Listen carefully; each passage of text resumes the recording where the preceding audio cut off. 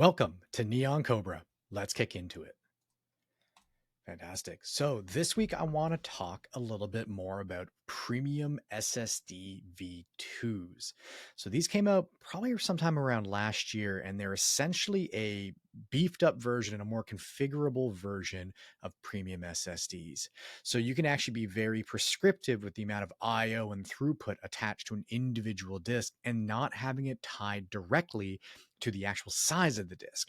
Now, I know you can play with those sizes on like a regular premium SSD, but if I wanted high performance, I might have to do like a P50 or P60, which can be incredibly expensive.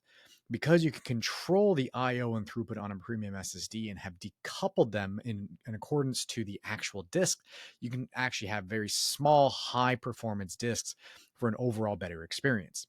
Now, there are some limitations to be aware of this, right? And some key ones are is it can't be used as an OS disk. So this would be good for like a database or an application where you need really like low latency, high IO disks. So you can, create a little staging area for that. The VMs have to be zonal redundant as well, or zonal VMs. So if you're looking to attach to maybe a localized virtual machine that doesn't have any sort of staging areas or zonal redundancy, you cannot do that. You would need to redeploy.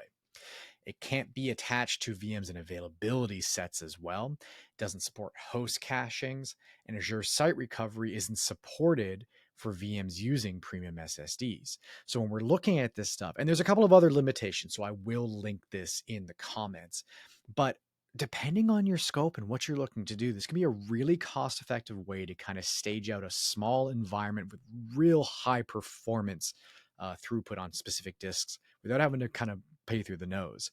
One thing to consider, you are still constrained on your VM throughput requirements. So I'll also include the VM listing so you can see what sort of performance metrics you have to hit. So this is kind of an interesting one.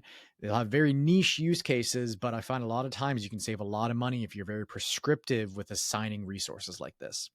Anyways, hoping you like this. Looking to you subscribe and comment on YouTube so we can have some interactions, and I'll catch you next time.